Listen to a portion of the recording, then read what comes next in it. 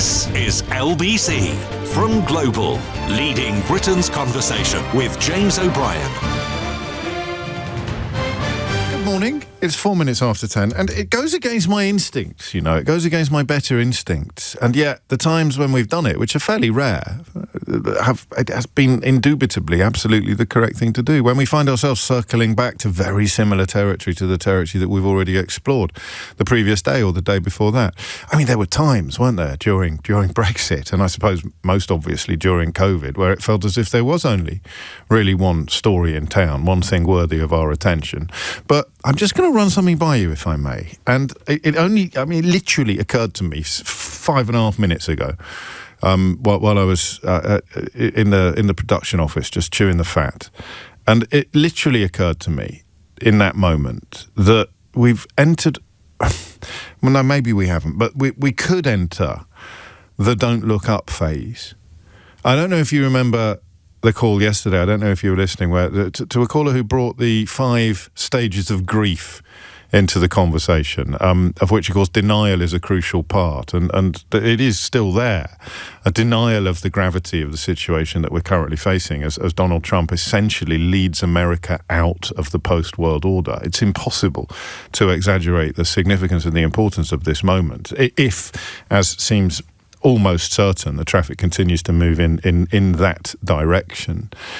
And it's such an enormous thing to contemplate that there is a temptation not to look up. That's a reference, if you don't know, to a Leonardo DiCaprio film, which is an allegory for climate change and posits the notion of a comet, a meteorite heading towards the Earth that will destroy humanity. And the evidence of its imminent arrival is pretty much uncontestable, and yet humanity elects, or significant swathes, enough of humanity elects to just ignore it and carry on as normal until the moment of a potential impact. No spoilers here. And you can see why it's a beautiful psychological exercise. I got a little bit obsessed with it a couple of years ago because it was the big hit over Christmas, wasn't it? And it works so perfectly in the context of climate change. But there's a lack of immediacy to climate change that just slightly weakened the allegory. You know, you can see a comet, you can see a meteorite on a screen heading towards you, and you know that it's going to blow your species to smithereens. Would it really kick in psychologically in the same way that imminent climate catastrophe kicks in? I don't know, but it was a powerful and a rather brilliant rhetorical exercise. And where does the Trump story sit between those two poles? So you've got imminent catastrophe that is too complicated, too difficult, and arguably too far off to focus our attention as it should. And that's in the real world. And then you've got the fictional imminent catastrophe of the meteorite hitting the Earth, and somehow we persuade ourselves that that's too big to worry about. It's not complicated, it's not difficult, and it's not far off. But we can still psychologically look the other way. We can still psychologically look down, not look up, pretend that it's not happening.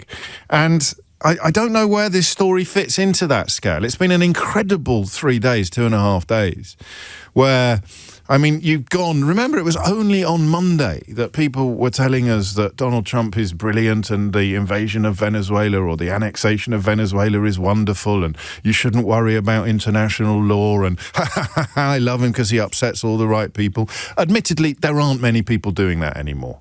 Even some of the most knuckle-headed professional commentators and politicians appear to recognise or to be able finally to read some of the writing on the wall. But it was still going on. If you've got your sort of pro-Trump scarf knotted so tightly around your neck that it's cut off the flow of all oxygen to your brain, all blood to your brain, then you kind of have to stay on this. You have to stay on this tip of, oh, isn't Trump wonderful? You can't get off it. But anybody vaguely cognizant and anybody vaguely conscious intellectually is now aware of the fact that this is different. And the main proof of the difference is not in Venezuela, of course. It's in the words that are coming out with regard to Greenland. Although Venezuela is pretty helpful too. 2 or 3 elements of the Venezuela story that I think should be a little bit more prominent would include the fact that if the rationale for getting rid of Maduro was that his regime was so toxic, why on earth have they replaced him with his deputy? Number 2, the living conditions and the daily experience of the average Venezuelan has got worse since Maduro went. Number 3, the sort of de facto leader of the opposition has been talked about with borderline contempt by Donald Trump and doesn't seem likely to be installed anytime soon, which means the argument about being an upholder or a defender of democracy was absolute tut. Number 4, the former president of Honduras, of course, was pardoned while serving a 45-year sentence for trafficking cocaine, which makes a mockery of the claim that it was done in order to punish Maduro for being involved in the trafficking of cocaine. That's just 4 things. I could go on. So even Venezuela, by Wednesday morning, is none of the things that the supporters or the admirers or the cheerleaders for Donald Trump were saying that it was. I mean, that's extraordinary. 2.5 days in which even the people sort of tragically glued to support for Donald Trump, largely, as we know, because he's kind of greenlit racism in a way that very few world leaders have done since the end of the Second World War. And that's such a powerful drug for Daily Mail columnists and right-wing politicians that they can't quite turn off the love of the fact that they're allowed to be racist again for long enough to turn on the fact that he appears to be trashing not only international law, but from a European perspective. The post-war settlement, the post-1945, the certainly post-1949 settlement. I mean, how would you sell it if we had left-wing media? No, not even left-wing. If we had honest, vaguely liberal Democrat media in this country with the same power and the same tactics as the right-wing media that brought us admiration for Donald Trump, Boris Johnson, Liz Truss, austerity, Brexit, what would it look like? It would be something like Donald Trump dances on Winston Churchill's grave as he sets fire to the NATO settlement. Donald Trump insults our war dead as he undoes the peace that was established through blood and toil during the first half of the 1940s. If you had that kind of tactic, that kind of rhetoric being deployed by people on the right side of history, on the side of decency, democracy, accountability, rules-based institutions, the law, even Margaret Thatcher, of course, that magnificent quote yesterday about why you can't just pick your support for laws or law breakers according to the ones that you like and you don't like. In the absence of objectivity, there is nothing. Nothing is left but anarchy. That's what Donald Trump is doing. I mean, it's so Orwellian, you almost wish you'd never used the word Orwellian before, because it never quite fitted as well as this does. What is it? Oceania, East Asia, what's the other ones? 3 massive powers on the planet of Big Brother on 1984. 3 massive powers in a state of perpetual war and undiluted propaganda. And who knew that that was the world that the President of the United States dreamt of? And that is roughly where we are. Roughly where we are. Oceania, Eurasia, East Asia. The 3 massive fortresses of untrammeled, unaccountable power presided over by variations of Big Brother while the population just lives in a form of a combination of torpor and sycophancy. And that is what is happening. We are... Is it runway 1? What does the United Kingdom become? Well, potentially, because if he goes into Greenland, where does he go next? Anyway, right, let's wind it back in again. Let's wind it back in again. Those 5 stages of grief, I was thinking about the 5 stages of reality. It's on Monday, you've still got people pretending or claiming that what Donald Trump is doing is normal or admirable. You have Dick Littlejohn in the Daily Mail talking about how Starmer should be more like him. What would that involve after Greenland? Should Keir Starmer invade Andorra to prove to Dick Littlejohn in the Daily Mail that he's just as ruthless, the word I think he used, as Donald Trump? In the space of 2 days, the pathetic cheerleaders have had their own pants pulled down by the man that they were cheerleading for. It won't change them, of course, any more than it did when they were cheerleading for Boris Johnson, or cheerleading for Brexit, or cheerleading for austerity, or cheerleading for Liz Truss, or cheerleading for all the rest of it. They stake everything they have upon support for something or someone. The thing they're supporting turns out to be absolutely hideous and the polar opposite of all the things that they claimed that it was, and they just carry on cashing their checks and writing their bilge. So in 2.5 days, support for what Donald Trump has done in Venezuela has been completely destroyed by Donald Trump's explicit ambitions to do something similar to Greenland. And that's where we are again this morning. I mean, the headlines are, they are genuinely chilling. And this is where Don't Look Up kicks in. This is where Don't Look Up comes in. President Trump wants to acquire Greenland as a national security priority, and the use of military force is always an option, the White House said yesterday. Airstrip one, thank you, not runway one. Even that's brilliant, isn't it? Because it wouldn't be the language, it wouldn't be the Anglo-Saxon language, it would be the Americanization. It'd be airstrip one. We wouldn't even get to be runway one, we'd be airstrip one. Please don't ring in about my George Orwell comparisons, because Eleanor has a very, very busy switchboard to Marshall. She will do in a minute when I actually open up the phone lines. So don't look up. I mean, the temptation to look away, I don't know what we talk about instead today, but the temptation to look away from that single sentence, that paragraph, President Trump wants to acquire Greenland as a national security priority, and the use of military force is, quotes, always an option, end quotes. Here comes the kicker. The White House said yesterday. The institution, never mind the building from which JFK, FDR, let's try to think of a president whose initials we don't use, whose name, Bill Clinton, I pick your favourite, Ronald Reagan, George Bush, George W. Bush, Joe Biden, the institution, the administration, the building from which protectors of peace throughout the 20th and 21st century have spoken, protectors of peace in Europe have spoken, is now explicitly and out loud positing the notion of using military force to help itself to European soil. That's it. Full stop. I'm going home. That's it. How on earth do we respond to this reality? How on earth do we respond to this moment? And that is, it seems to me, the only question worth asking at the moment. We've got PMQs later today. It's almost as if that involves rearranging the deck chairs on a potential Titanic. Why are we talking about anything other than the fact that Trump wants to take over part of Europe within 3 years and is prepared to use the military to do it? Wow. I genuinely, wow. What question do I ask you today? What's going on? I mean, there's another element to it that I think is really important. And that is this. The oil in Venezuela it's not worthless, but it is nowhere near the bounty of riches that Donald Trump, A, claims it is, and B, quite possibly believes it is.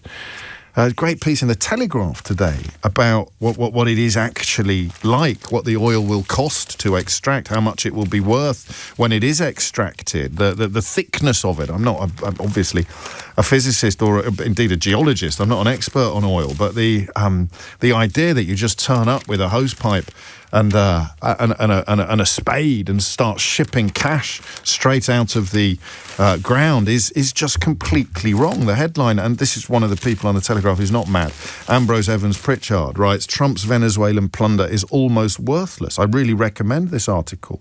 It's extremely strong and very, very heavy on evidence. The hunt for oil is largely pointless.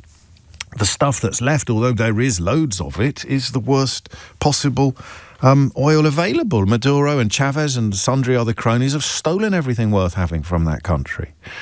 And if you were to move the focus to Greenland, as we discovered yesterday from our Icelandic caller Jon, and I spent a little bit of time digging a little deeper into what he told us, he's absolutely right. The point is now being made elsewhere in the media by people who are paid for their contributions, unlike my callers, who often turn out to have more knowledge and expertise than the kind of people who get paid on other programmes for their two penneth. But all of the stuff in Greenland is already available to the United States. All of these minerals, these so-called rare earth resources, is available to the United States. They are a NATO member. They historically have good relations with Denmark, and they are able to apply for the licenses, and they are the home to most of the companies that have the capability to get the stuff out of the ground and into the computers, into the chips, into the technology. So the stuff that he thinks he's getting from Venezuela is close to worthless, and the stuff that he thinks he needs to invade Greenland to get is available without invading Greenland. These are the two most important elements in many ways of where we find ourselves 3 days into this extraordinary chapter in Western history. The president, the most powerful man on the chessboard in the context of the West, possibly the world, is annexing other countries. He's not replacing the regime in Venezuela. You don't replace a regime by installing the deputy and having no elections and being rude about the person who would, by rights, be in charge if democracy were to be imposed, introduced, returned. The rationale, the public rationale, it's even changed, of course, from drugs to oil. No one's mentioned drugs, have they? Since Monday morning, it was all about doing down with the drug dealer. And then you realise he pardoned the Honduran equivalent. So you can't really cling to that raft of nonsense for much longer. No one's talking about drugs anymore. Everyone's just talking about oil. But the oil is almost worthless, according to any expert worth talking to. The amount of money that American companies are going to have to invest to get this almost worthless oil out of the ground is absolutely immense. I doubt they fancy it. And then you hop over to Greenland, where the rationale for military engagement and invasion is to get our hands on what they've got. Or at the moment, they're pretending it's about defending us against Russia, as if Donald Trump is fearful of Vladimir Putin, except in the context of compromat. And he doesn't need to do that either. He can get hold of, they're already a military ally. You don't need to invade your military allies for military reasons. You can stick that on a T-shirt if you want. You do not need to invade military allies for military reasons. Full stop. New paragraph. End of. Press send. So they're doing it for the reasons that everybody is talking about. The rare earth resources, the minerals. And yet anybody who knows anything knows that American companies have almost untrammeled access to those contracts and those rights today already without the invasion. So that's going to be the question. Given all the things I've just told you, most of which I'm sure you already knew, every single thing we've been told about the reasons behind annexing Venezuela or invading Greenland are not true. So what is going on? 0345 6060 973. I make no apology to you for reminding you of the foundation stone of George Orwell's 1984. Profit in so many ways. Oceania, East Asia, Eurasia. 3 massive powers on the globe in perpetual war with each other and sustained by a diet of undiluted propaganda. Propaganda that you challenge on pain of death. Why is Trump doing this? Why? I'm not going to take calls, with respect, from people telling me it's to distract from the Epstein files, all right? That just don't pick up the phone to tell me that, all right? And I don't want to sound rude, and we will talk about, in fact, I'll tell you now what we're going to do with the Epstein files. I'm going to play a game. I'm going to ask you what percentage of the available files that should have been released completely 17 days ago, what percentage of the available Epstein files do you think the Department of Justice in the United States of America has released to date? Should we do a multiple choice? Or no, I'm taking up too much time. It's 10:22. Given that all of the reasons given for the annexation of Venezuela and the possible invasion of Greenland have already been rendered ridiculous and or wrong, why is Donald Trump doing what he's doing? 0345 6060 973. And I'll tell you after this what percentage of the so-called Epstein files have so far been released. James O'Brien on LBC. All the things we've talked about together, all the stories we've discussed together, all the moments that we've marked together, all the things I've announced to you together, Which one would most deserve to be on a permanent loop for the entire 3 hours of this programme? Probably, maybe the first lockdown, do you think? I mean, the absolute game-changing nature of that lockdown. But in terms of the world and the tectonic plates shifting beneath our feet, everything we thought to be true and permanent and inviolable being shaky and fragile and broken, I wonder whether it is that single line. President Trump wants to acquire Greenland as a national security priority, and the use of military force is always an option. The White House said yesterday.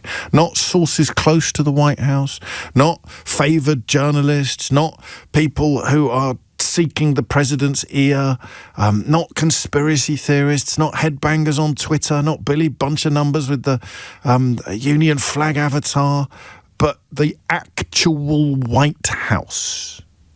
The building in which Volodymyr Zelensky was ritually humiliated by Donald Trump, who now claims that he needs to invade Greenland because he's so worried about Vladimir Putin. Given that all the reasons given so far for doing what he's currently doing have proved already to be either wrong or ridiculous or both, why do you think he is doing it? Marcus is in Islington. Marcus, what would you like to say? Hi, James. So I'm half Venezuelan. I was born in Caracas.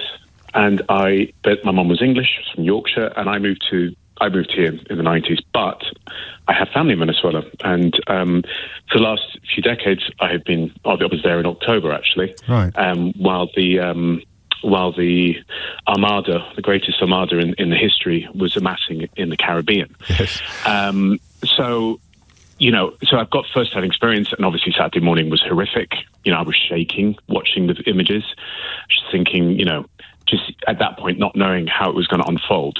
So a bit of cautious optimism, though, amid the shaking, no? Given the toxicity of Maduro's regime. Yes, but I never thought in my life that, how many days has it been? 4 days? I'm losing track. It's like 4 days since it happened. Yeah. I'm calling people every day there. The challenge now, and if anybody reads history or is vaguely aware of what happens when you remove strong men suddenly, whether it's from the ground up or imposed from the above, is that they're not monoliths. Yeah. So that there are factions within that regime that now this is really revealing. And the concern there, and the palpable concern, even only a few days later, is civil war. Yeah. Because the more militarist arm of the regime will fall out with the brother and sister who are running the legislature and the executive now, who are in contact with Washington. Yeah. And the other challenge is that there is treason. It's been spoken about a lot, and there are armed militias that have been armed for the last few decades to be deployed when there's been any kind of unrest and people need to be kind of basically shut down violently. If that my point, Machado's been thrown out, and if you took to the streets of Caracas to say half of the things that you've just said to me, you'd get arrested. I would get arrested, yeah, and I think so. Yeah, so much I could say, but the thing I wanted to say though was two things in terms of your question. I think this was an absolute, in theory, and it turned out to be in practice in terms of the military operation, an easy win. So, this has been planned for months and months and months. So one of the big things that people were so concerned when I was there in October, will there be boots on the ground? Will the Americans invade? Will they occupy? Will we see fighting in the street? So obviously at that point, that was never going to be the plan. The plan was always what happened on Saturday. And therefore, what they've deployed and what they did worked. Imagine if American assets had been destroyed, if 10 American Marines had been killed, if a Maduro had been killed. It would all have been a very different story right now, but it wasn't. So right now, the administration is absolutely high on hubris. The US administration is completely high because they got their man. They've done their whole, demonstration of power. And I think the whole thing was about demonstration of power. My point is, if in God forbid, honestly, God forbid, yes, but imagine in 2 months' time there is civil war in Caracas. Will the Americans come in? Will they put boots on the ground? No, they won't. It doesn't look as if there was a great deal of thought given to what happens next. And I'm talking about Venezuela in 2026, not talking about Iraq at the time of the Second Gulf War. if that scenario plays out, which I underline, God forbid, right? Because Venezuela's got a lot of weapons. It hasn't got the factions of Iraq, but if those, no one can really understand how powerful this regime is, how much control it has, control of everything. I just can't see that the Americans will then. I don't know how they would spin it, but they will play it out. They won't put boots on the ground. They won't commit to that kind of mess. The second thing I wanted to say was I watched the full interview last night from the weekend with CNN with Steve Miller. Yeah. And I thought, and I watched the full thing. I didn't listen to the soundbite that you guys played yesterday. Sure. I watched the whole thing, and I thought, right, I get it now. I get it.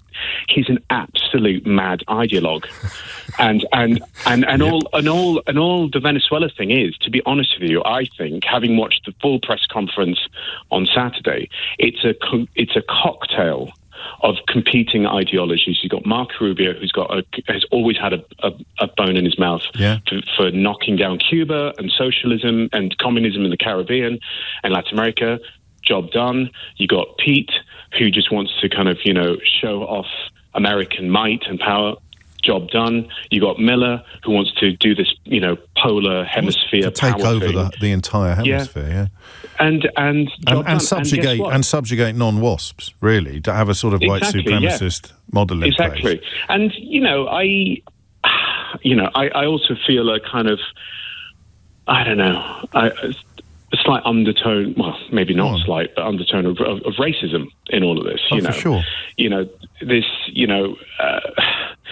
It's colonialism. I get really frustrated, James, as well, because to be honest with you, it's like I was listening to some, important Venezuelan commentary last night. Yeah. It's kind of like, a lot of bad things have happened in Venezuela over the years, and the West has never really paid that much attention. 8 million people leave in just over a year and a half. Boris Johnson was there quite recently I'll triple check the details, but he got paid, I think, $240,000 by a bigwig who took him to Venezuela, I think, to meet Maduro. I need to double check that, but the idea that this was an urgent boil that needed lancing was not necessarily something that many Western leaders subscribed to. So there's a bit of that thing where it's kind of like, it's just stereotype. So if we had to stick it in a sentence, what I'm hearing from you is that it's a form of publicity stunt from Trump's point of view. Yeah. And there's no thought as to what happens next. Which is why, in the space of 3.5 days, the people who were either compelled or contorted into either pretending or genuinely believing that they admired what he'd done and they supported what he'd done have been rendered completely ridiculous already, which is why he needs to move the spotlight to Greenland. Yeah, and what power actually the US has over Venezuela in terms of... that's going to be the crucial test, isn't it? Because that's going to be the test, and I think there are some mad ideologues in that regime in Venezuela who will want to test that boundary. Including hatred of America. Hatred of America will be a big factor in some of those sectors, won't it? Some of those factions. That hatred for America has been there from the beginning for that. It's a kind of prophecy that has come true. The prophecy has come true that the imperialists would come in and try and take over. And I've often tried to kind of be a reasonable voice in that conversation over the last few decades, because my kind of more left-leaning internationalist liberal friends from London will say, the Americans want to just take over Venezuela and it's all the Americans' fault. And I say, you know what? It's actually a lot of the responsibility lies with the regime in Venezuela, with what's going wrong. However, then the US has been cutting deals with Venezuela up until last year, with regards to bringing people back from the US, Chevron's there. There's lots of stuff going on. I just watched that press conference on Saturday, and my jaw dropped, and I thought, how are you guys going to run this thing, and what's going to happen if anyone within the Venezuelan regime really wants to test you guys? And as your jaw dropped, so did a penny. I sense the penny dropped as well. I was certainly while watching the Stephen Miller interview with Jake Tapper on CNN. I sense you needed to unburden some of that, Marcus. I'm happy to have provided you an opportunity to do so. You have made us perilously late for the news, though, so I do have to move on. The question remains, why is he doing this? Why is Trump doing this, given that all the reasons offered up so far by him and his supporters have turned out to be wrong or ridiculous or both? Here's Dominic Ellis with your headlines. James O'Brien on LBC. There's two questions, isn't there? What has happened and who did it? So what has happened? They've toppled Maduro, a particularly unpleasant character, a particularly unpleasant political figure, even by the standards of drug industry or drug trafficking adjacent despotic regimes. But who did it? Donald Trump. Oh, you mean the guy who actually tried to steal an election? Right, so we're supposed to cheer the guy who tried to steal an election for toppling a guy who stole an election. I don't know how backwards you would have to be to describe that as being morally right, as I think Kemi Badenoch did yesterday. It's morally justified for a bloke who tried to steal an election to use military force and kill 50-odd people in order to get rid of a bloke who did steal an election. Yeah, all right. I don't know what moral compass you're using to arrive at that conclusion. But, of course, getting rid of Maduro is objectively, quote, a good thing, end quotes. I think Jeremy Corbyn might be the only public figure who's objected to that simple statement. But that's why the second question is crucial. Who did it? Donald Trump, at which point anybody vaguely sensible, informed or conscious would go, as Marcus just did, I think, in spectacularly articulate form, a very big so what happens next? Thank goodness the United States don't have a history of wading into foreign countries that perhaps sit atop rather large oil reserves and toppling a regime without having a particularly detailed plan about what on earth is going to happen next. It would be terrible if the United States had a history of doing that sort of thing. So you ask what has happened, and you cautiously answer, a good thing. And then you ask, who did it? And you confidently answer, a bad person. And then you're left with a tension between a bad person has done a good thing. So what do you look at? You look at the record of the bad person to decide whether or not the good thing is going to stay a good thing or turn into a bad thing. And the only way you can begin to get a handle on an answer to that question is by asking the third question, which is, why did he do it? We did it for the oil. Hang on a minute, you literally said on Sunday that you did it for the drugs. Yeah, but we pardoned the other guy in Honduras, so we can't really make that one fly, except for people who are so bent and contorted in their support of the regime because they love the racism that they don't care about the hypocrisy or the obvious dishonesty or the fraudulence. So we've abandoned the drug claim. You know the story yesterday? I don't know if you saw this. Do you know what Cartel de los Soles is? Cartel de Los Soles. That is a slang term for drug corruption in the military. So it's a bit like saying the woke mob. All right, it's a loose umbrella term to describe a bunch of people that you've got a problem with. Obviously, being part of the woke mob is a good thing, and being a corrupt military officer allied with the drug industry is a bad thing. But it's a largely meaningless phrase that was coined in Venezuela to describe a loose and unspecified coalition of army types who had been corrupted by drug corruption. That's the phrase, Cartel de los Soles. What does that phrase mean in the Trump administration? They literally designated it a terrorist organization and claimed that Maduro led it. So you've got a phrase that is effectively slang and simply means, all those soldiers who are in the pocket of the drug cartels. It doesn't mean anything more than that. All those dirty soldiers who are in the pockets of the drug cartels. Donald Trump and his administration, either because they're stupid or for some other reason I can't currently conceive of, they designated a Venezuelan slang term for drug corruption as a terrorist organization and claimed that Maduro led it. So what was the first thing that happened in court when Maduro stood before a trial? Yeah, they backed off. The Justice Department backed off the claim that President Maduro had led a drug cartel called Cartel de los Soles, because there is no such thing. That goes back to 2020. And speaking of the Department of Justice, that figure that I teased you with a moment ago, as many of you realise, as many of you already knew, stands at 1%. So while you're not allowed to ring me to tell me that Trump is doing all of this to distract from the Epstein files, you are allowed to remind me that the figure admitted yesterday by the Department of Justice stands currently at less than 1%. The US Department of Justice has released less than 1% of the Epstein files. Less than 1%. 17 days since they were legally required to release all of it, and they've so far handed over less than 1%. So, he also, of course, as a few of you are reminding me, killed 52 people without trial. Innocent people. This isn't a war. Innocent people get killed so you can arrest a drug dealer? How's that going to play out across the rest of the Western world? What if a drug dealer lives in your flat?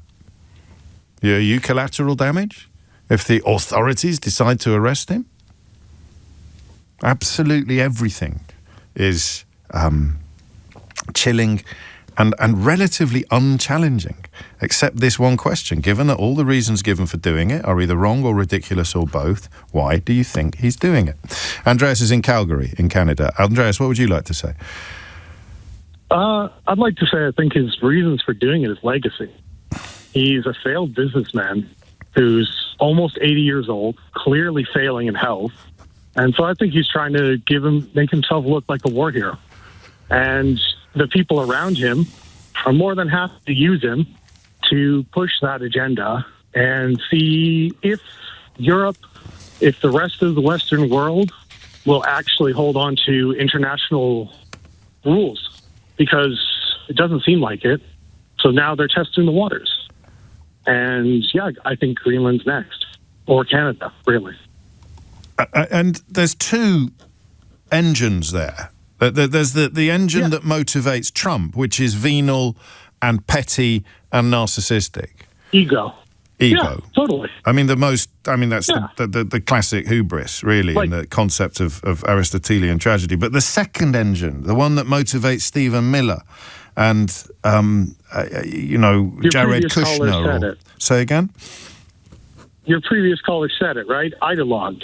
There's a mix of racism in there. There's a mix of wanting their fortress. Maybe it's also problems at home.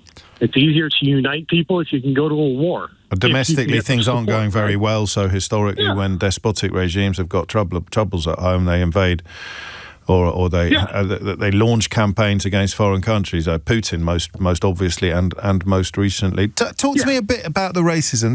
Because I think we underestimate this, largely because our media in this country is either far right or far right adjacent, and has been for years.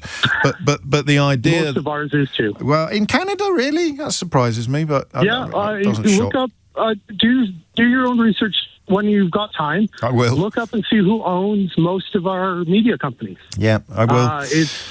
I mean, we like to think of Canada as right, but right wing. Yeah, okay. Well, I'm going a little bit further than right wing when it comes to racism in the media in this country, because it's greenlit and actively encouraged across almost all platforms. Yeah, I've seen it. Yeah. So look at our Conservative Party. I will. Look at our opposition to our current leader. But yeah, sorry. So it is a form of thinking.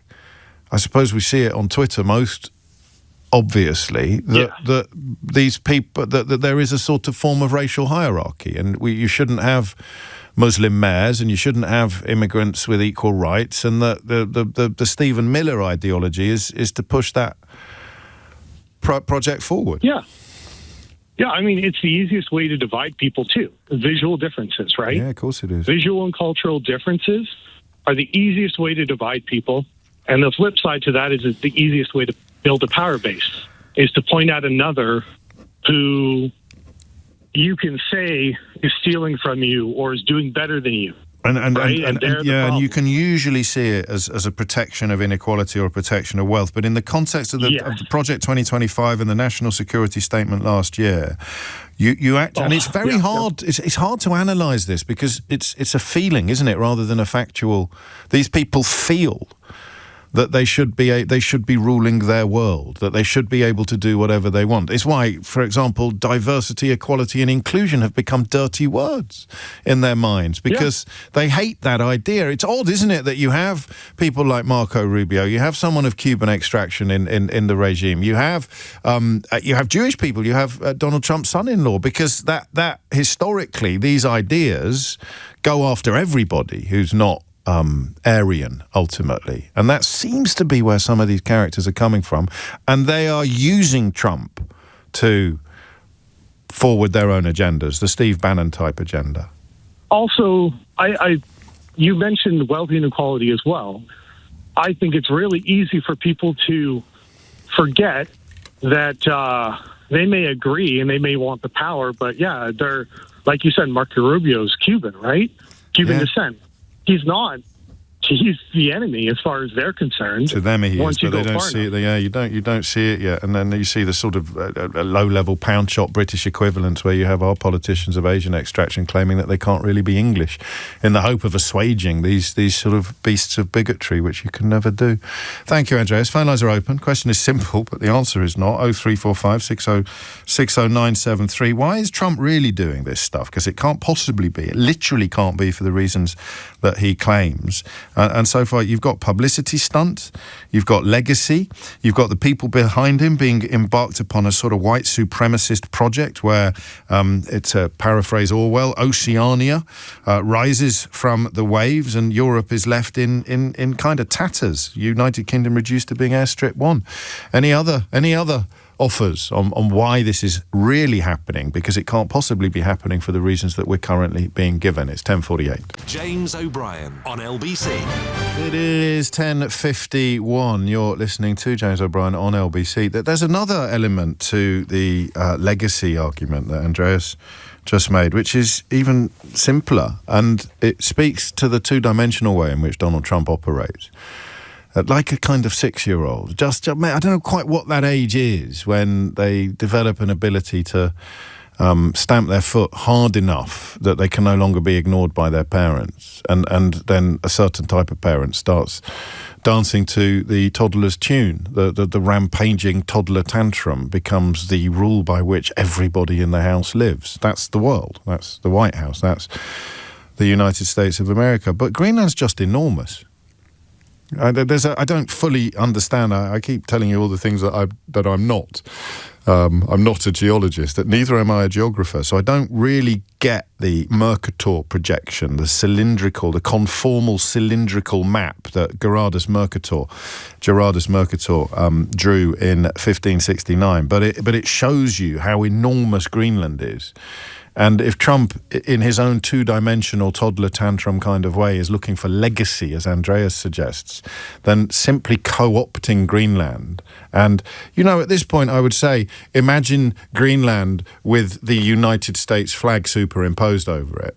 But you don't have to imagine it, because I told you on Monday that Stephen Miller's wife, who recently described Stephen Miller as a sexual matador. That's how weird these people are. A sexual matador who, and I don't want to misquote her, who gets me going every morning with his speeches about how they're going to destroy the left. Okay, these are all perfectly normal people saying perfectly normal things in a perfectly normal world. But if you simply look at that and you see people like Mrs. Miller putting tweets of the Greenland landmass covered in the stars and stripes up on social media, maybe it is just size. That's what I mean by two-dimensional. The United States that Donald Trump would leave behind after invading Greenland or co-opting or annexing Greenland would be measurably bigger than the United States he inherited from Joe Biden. I put that on the list of reasons why he's doing it. And speaking of reminders of Monday's show, I don't want to jinx anything, but yet more proof that we're doing quite a lot right at the minute comes in another newspaper today, on this occasion the Daily Telegraph, where they finally got around to reporting what Fiona Hill said back in 2019 at that impeachment, that congressional hearing into Trump's impeachment. You will remember that she warned of some weird form of swap between Ukraine and Venezuela, and that's what the Russians were asking for, is that if you change your tune, change the US tune on Ukraine, then we won't make much of a fuss if you set your sights on Venezuela. And of course, one of the elements of the Delta Force raid on Venezuela was the failure of the Russian-supplied air defences to provide any meaningful resistance whatsoever. It's gone a little further today, with a former US ambassador to Ukraine telling the newspaper that Trump's very clear, energetic influence in the Western Hemisphere could lead to an understanding that we get to run things here and they get to run things in their neighbourhood. John Simpson of the BBC described it this morning as backyardism. So why is Trump doing this? Because he wants to treat the Western Hemisphere like his own backyard. Do with it whatever he pleases, or at least the people around him do. And they get Trump to go along with it by promising him baubles, like oil and rare earth minerals and golden telephones. Oh, sorry, that was Batista in The Godfather 2. So why is he doing it? Ali's in Kilburn. Ali, why do you think?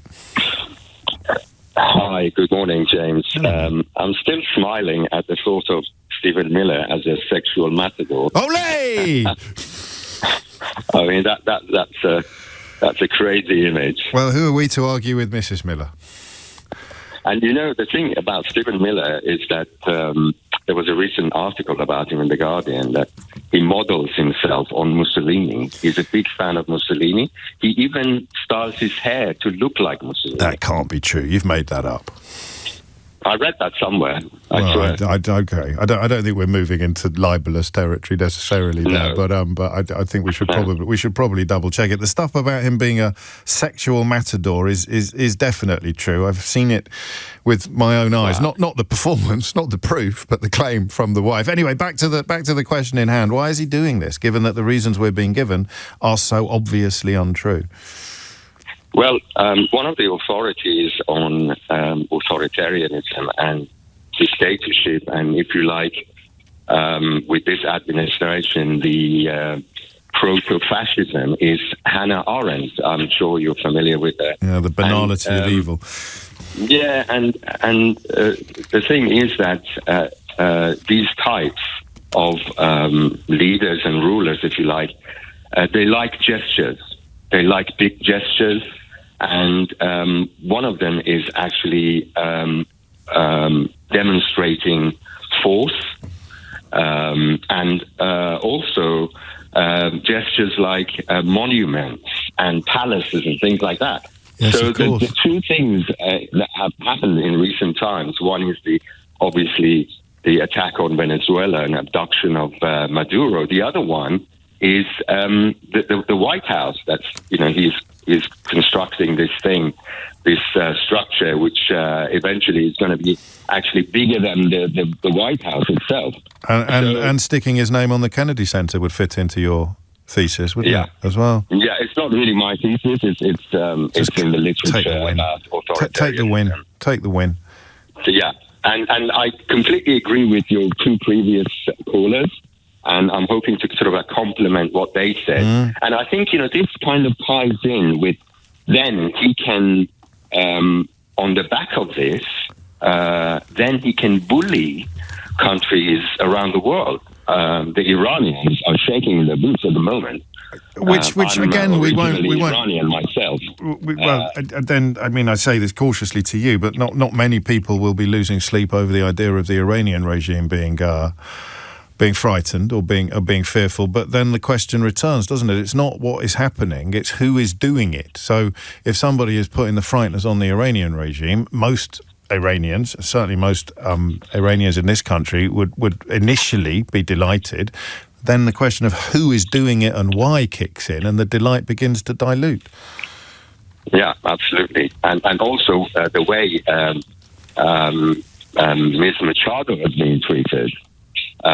Somebody who was hailed as the legitimate leader of the country, who has been elbowed out of the way by Trump. Yeah, So, and partly we learned because I guess the first caller today, the Venezuelan caller, was on the money there as well, because it will be partly because the CIA is telling Trump that stability demands the kind of handover that is in place, because the prospect of civil war is real. But then, of course, the Washington Post was told by two people in the White House at the beginning of this week that Trump's real beef with Machado is the fact that she accepted the Nobel Peace Prize that he thought should really have been his. So we're back to that analysis of it being all about baubles. Massive extension to the White House, sticking his name on the Kennedy Center, getting peace prizes. Does he? I wonder now, having killed 53 people in the pursuit of arresting a drug dealer, not as an act of war, not in any meaningful legal sense or viable legal sense. Do we think that Donald Trump will have to give back his FIFA Peace Prize? James O'Brien on LBC. It is 20 minutes after 11. You're listening to James O'Brien on LBC. Speaking of cometh the hour, cometh the man, in the context of Mark Kelly, the former Navy captain who urged members of the military, the US military, being given illegal orders not to obey them and faces punishment for doing so. Why is Ed Davey in my thoughts this morning? So, Trump is embarked upon an obscene course at the moment, a truly obscene course at the moment, morally obscene, politically obscene, obscene in the context of security, and that is pretty clear. And then UK politicians break down into two or three camps. If you are in power, the argument that you have to keep him sweet is strong. It's not irresistible, but you can see why, with, tariffs on the table and money being rather tight, and the Brexit having rendered us much weaker on the international stage and economically than we would otherwise be. Keir Starmer could easily argue that he has little choice but to keep Donald Trump sweet. Ergo, Yvette Cooper refuses to be drawn on the question of international law in the context of the abduction of Nicolas Maduro and the extrajudicial killing of 50-odd people in Venezuela. Most of whom were Cuban, actually. Trump was boasting about that yesterday. And that's the defence that Starmer would offer up. I mean, technically, there's no chance of Donald Trump being President of the United States by the time we have a new Prime Minister in this country. If the electoral cycles in both countries unspool on schedule, you don't need to worry if you're in opposition about keeping Donald Trump sweet. Unfortunately, we have opposition parties that are almost competing with each other to be furthest away from morality and reality. So you would ordinarily at this time expect one of the opposition parties to be giving Starmer a hard time about not being robust enough with regard to Trump. But is Nigel Farage going to do that? Kemi Badenoch still might. I don't quite know what it would sound like, but Kemi Badenoch isn't bound by the same parameters of common sense that the rest of us are. She can literally say in one breath the polar opposite of what she says in the next breath. So she could say, I think she may already have said, what he's done in Venezuela is morally right, but goodness me, he shouldn't do the same in Greenland, something, morally something. So Ed Davey at PMQs later today will be the person most likely to lay out the genuine moral interest that the United Kingdom could and arguably should be pursuing. It will fall to Ed Davey to offer up opposition. Farage probably won't even be there. So, no danger of him saying boo to a Trumpian goose. Badenoch will be interesting. I can't quite see what else they're going to talk about, but I'm constantly surprised by the imagination and contortion of people who allied themselves to Donald Trump very early days. And what do they do now? I don't know. Do they just pretend? Do they do it like Brexit? Will we be, a month from now, looking at commentary that claims there is an excellent Donald Trump, he just goes to a different school? It wasn't wrong of me to big up and praise Donald Trump. What did Jacob Rees-Mogg say about him? He could be the best thing that ever happens to Britain, or the best thing that ever happens to Brexit. They'll never be held to account for any of this. But will it go the way of Brexit? Will Donald Trump still be in the White House, becoming increasingly dictatorial and fascistic? And the people who told you he was going to be brilliant, and none of the things that everybody paying attention knew he was going to be, all of those people will just sort of pretend it never happened. I know. It'd be like the opposite of Woodstock. You know, no, it'd be like Brexit. Give it a few years, no one will admit publicly to having voted for Brexit. No one in the UK media or political establishment will admit to having been shilling for Donald Trump. Almost all of them were. You can't separate Trump from Brexit. Almost all of them were. Haven't heard the phrase Trump derangement syndrome yet this year. I'm sure I will. But that was a phrase used by people who couldn't see what was blindingly obvious to everybody with a functioning brain. Donald Trump is disgusting, depraved, politically, morally, whatever you want to call it. And here we are. People who were cool with him boasting about being a sexual predator. People who were cool with him trying to steal an election. People who were cool with him trying to incite an insurrection against his own seat of government.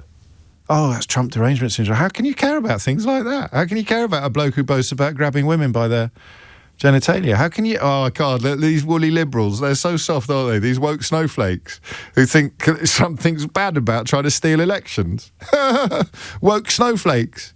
Woke snowflakes complaining about Big Don, Big DJT, sending a baying mob of potential murderers to the actual capital, screaming for the blood of his own vice president. Oh, you're such a snowflake. I don't know how much of the anniversary stuff of January the 6th you saw yesterday, but talk about rewriting history.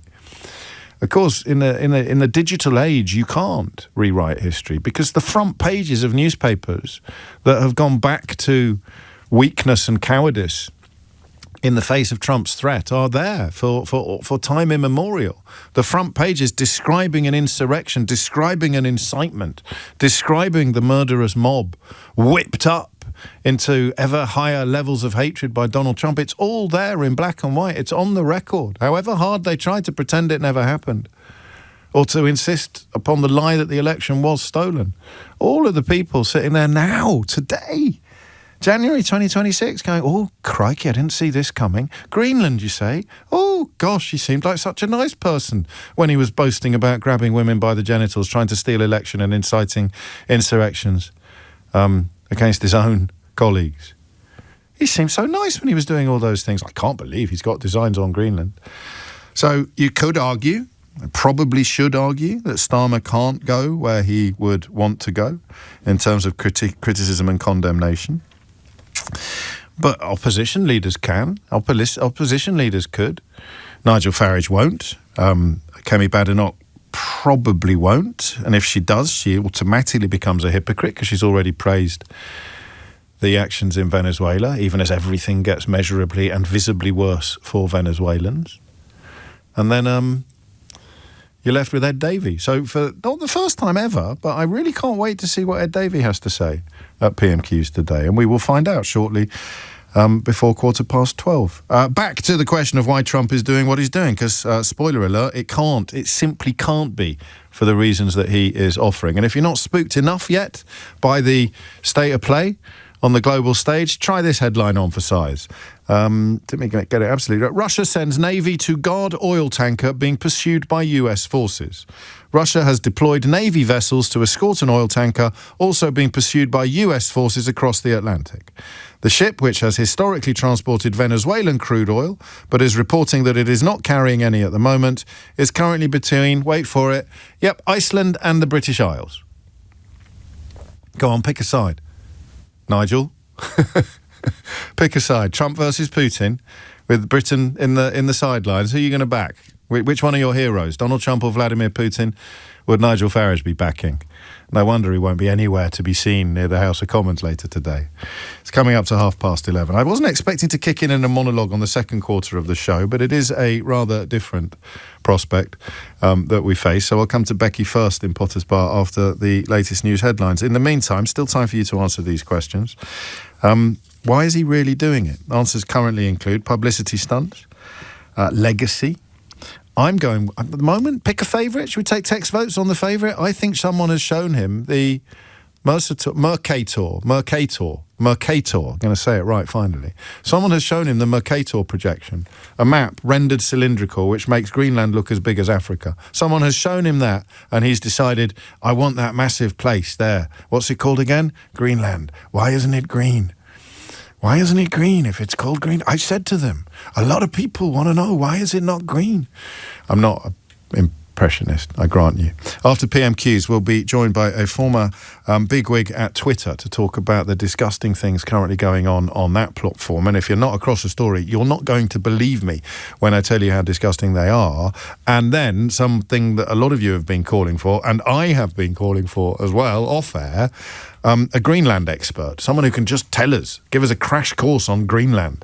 What's it like, and who is there, and how do they feel about what? So just that is something I think that we need to get in our pencil case before we start doing our homework. In the meantime, here's Dominic Ellis with your headlines. James O'Brien on LBC. It is 11:51. You are listening to James O'Brien on LBC. I am fascinated by that, but I don't know whether you are. I mean, it's partly because of the world I work in, I think. But people who are still clinging to the carcass of Trump's, whatever you want to call it, decency, the idea that he is anything other than hideous. If you didn't see it during his first term, that's just about forgivable. But when January the 6th happened, I've told you this before, I honestly thought that, how naive is this? I was well into, late 40s. And I honestly thought that all of the people who do what I do for a living but get everything wrong would actually, for once, have to put their hands up. Because you can pretend Brexit wasn't a disaster. You can pretend there's an excellent Brexit, it goes to a different school. They've even started pretending that Liz Truss was a woman. Well, Liz Truss has started pretending that she was a woman more sinned against than sinning. You can pretend, of course you can, that all of the problems, many of the problems that the country is facing now are not traceable directly back to austerity, to Cameron Osborne's ideological mission to take social capital away from the people who had the least actual capital in the country. And, of course, the mothership of wrongness. All of the journalists who told you that Boris Johnson was a genius, or that he was a stand-up guy, or that he was going to be a great prime minister. So all of those things, I can see how you can cling desperately and pathetically to the notion of rightness. And continue to pretend, or to even believe, to delude yourself into believing that you didn't make an enormous nation-damaging mistake in all four of those cases. But when Trump's mob started baying for the blood of Mike Pence live on national television after he had essentially locked and loaded them and sent them into battle, I honestly thought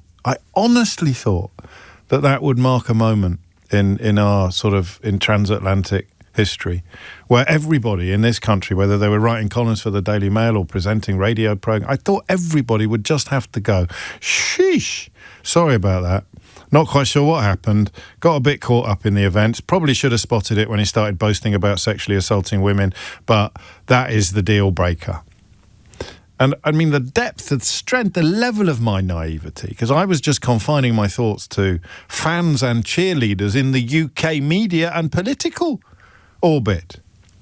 Not Farage, of course, but anybody with a shred, with a single scintilla of integrity, decency, honesty, had to come out of January the 6th saying Trump is absolutely awful. He is all of the things his critics said and worse, and I'm really sorry for arguing otherwise. I honestly thought that would happen. Didn't cross my mind they'd re-elect him.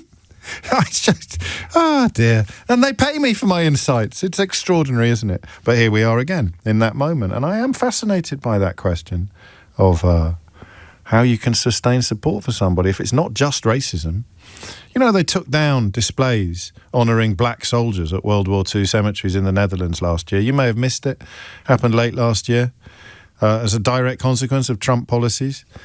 Taking down memorials, about 1,700 officially counted as missing. This is according to the American Battle Monuments Commission, but the Dutch cemetery, the Dutch War Cemetery, took down displays showing black US soldiers. But hey, maybe there is nothing more than the racism. Javier, I hope I've pronounced that correctly, is in Deptford. Javier, what would you like to say? Hi, James. I'm a bit nervous. Huge fan. And thank you. Don't be nervous. Seriously, you've got all the time and space that you need. I promise. Well, I'm a Venezuelan living in the UK for the last 50 years, and I've seen all things happening from a much wider perspective. Of course. Situation in Venezuela has started long before Trump came to power. So we Venezuelans are not naive. We know that we are coins in the political landscape as well inside the US and globally. And our suffering becomes a leverage, in global geopolitics, and whilst ordinary Venezuelans get squeezed in the middle, So the situation in Venezuela started a long way before we even thought about Trump becoming the president. So Obama, during Obama administration, he framed Venezuela as a threat and imposed sanctions on officials under Chavez and then Maduro, tightening the pressure and cutting diplomatic ties, and, all that happened whilst Obama was president. And then under Biden, the U.S. kept much of that hardline policy towards Maduro, and while at times exploring limited engagement and trying to get some sort of negotiation under the table with him. Now, obviously, the promises that were made by Maduro didn't materialize, and then Trump came into power. And I think for his political gain and his legacy, he's trying to claim a win where Biden, Obama, and even Bush couldn't get anything done. But we need to remember, like I was saying, we need to remember that the situation inside the country is really, really hard. And we've been suffering for a long time of the state repression and political violence and the collapse of our economy, and one of the largest migration crises in the hemisphere. And this was way before. This started way before the U.S. intervention. So my own father died in 2014, because there were no medicines in the country. I'm sorry. There were no medicines in the country because they basically stole everything that wasn't nailed down. I just remembered that PMQs is on the way, which is the only 12 o'clock junction of the week that we can't really ignore. So I'm going to have to nudge you slightly, if I may, Javier, towards because I think what you've explained to us is why the euphoria greeted the toppling of Maduro. But I wonder whether, as the dust settles over the removal and the new reality begins to become clear, whether you, as a Venezuelan patriot, feel that you're still a pawn in Donald Trump's game. Of course. Absolutely. We are not naive. We know but for us, to be 100%, we support what has happened with Maduro. Of course. It's just to put it lightly and as clear as I can, it's a neighbor that has been beating his wife and children, and nobody has done anything. But someone got rid of him, entered the house, and grabbed him and took him out. And finally, that people that has been crying for help feel like there's some hope. We know who he is. We know who Donald Trump is. But whatever happens in Venezuela, it cannot get worse. It absolutely can't get worse. Oh, well, thank you for your time. No, and when I say I hope you're right, I really hope you're right. And there'll be absolutely no shying away from reporting whatever that reality turns out to be in the coming weeks. I think it has got a little tiny bit worse in the immediate aftermath, but you're talking about a bigger picture than that. Thank you, Javier. I can hear the sadness in your voice. I don't know whether you were euphoric at the weekend, but as the dust settles and the new reality emerges, it is going to be harder and harder to cling, I think, to that, or to feel that initial celebratory joy, albeit, as you say, it is like having a particularly vile piece taken off the chessboard.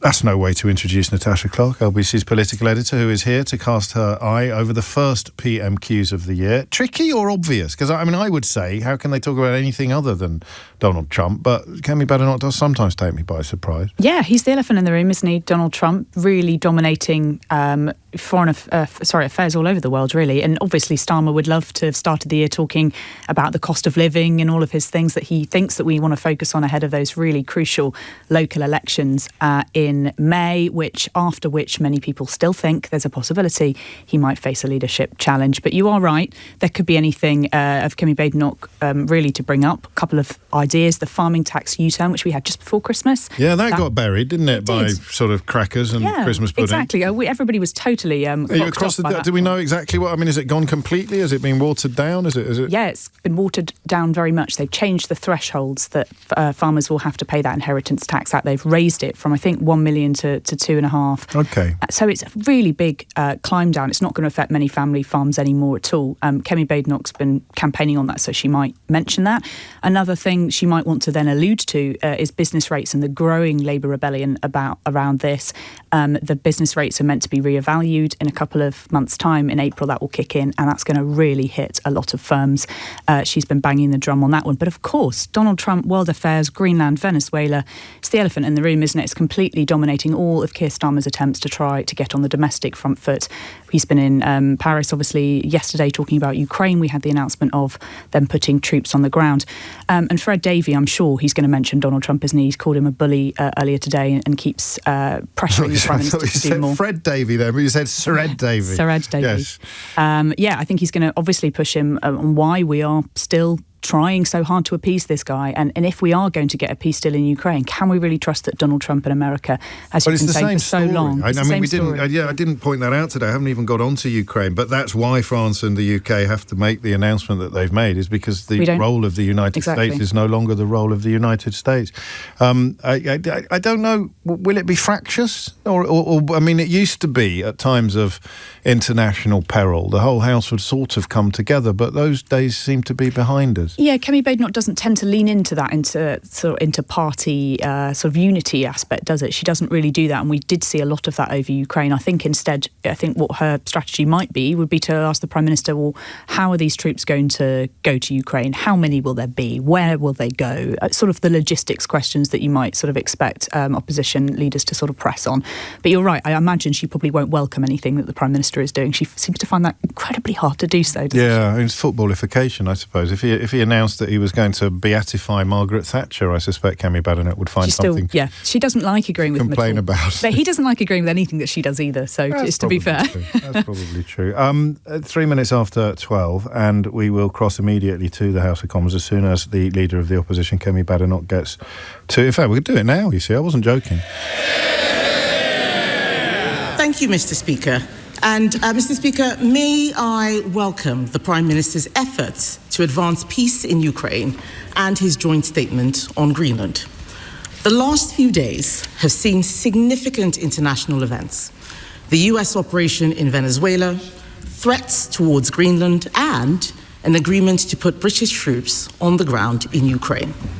So it is frankly astonishing that the Prime Minister is not making a full statement to Parliament today. No Prime Minister, Labour or Conservative, has failed to make a statement to the House in person after committing to the deployment of British troops. His comments about making a statement in due course, quite frankly, are not good enough. It shows a fundamental lack of respect for all of us here and the people we represent. Mr. Speaker, the US is Britain's closest military ally. However, we are clear that the sovereignty of Greenland is sacrosanct. So can the Prime Minister tell us what influence is he bringing to bear with the US administration to ensure that is respected? Prime Minister. Mr. Speaker, let me be very clear about what was agreed yesterday, because military plans were drawn up some months ago, and I've updated the House in relation to that. Yesterday was a political declaration that sits under those military plans. If there were to be deployment, There would have to be a legal instrument.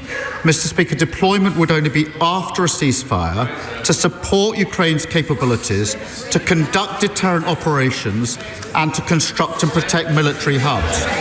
Mr. Speaker, there will be a statement to the House at the earliest opportunity. There could hardly be an opportunity. They claim they want to know about this, and they're trying to shout me down. Mr. Speaker, in relation to the House, if there were a decision to deploy under the agreement that was signed yesterday, then I would put that matter to this House for a debate beforehand and for a vote on that deployment. That is consistent with recent practice, and I'll adhere to that. Mr. Speaker, why is today not the earliest opportunity? The truth is, the Prime Minister does not want everybody in this House to be able to ask him questions. So he leaves it just to Prime Minister's questions half an hour. On Monday, at least his Foreign Secretary stood up for 2 hours and 15 minutes. You know, it was a non-event, but at least she did that. He is scared of us being able to ask him questions. Yes. 6 questions. Yes, he's here. Please. I've also requested that we do need an early statement. This House should always be informed first. So I don't like the chantering. Let the questions continue. Well, one of them asked, but he is here. He's got no choice but to be here for Prime Minister's questions. That's why he's here. If he could skip this, we know he would do. But back to the matter at hand, Mr. Speaker.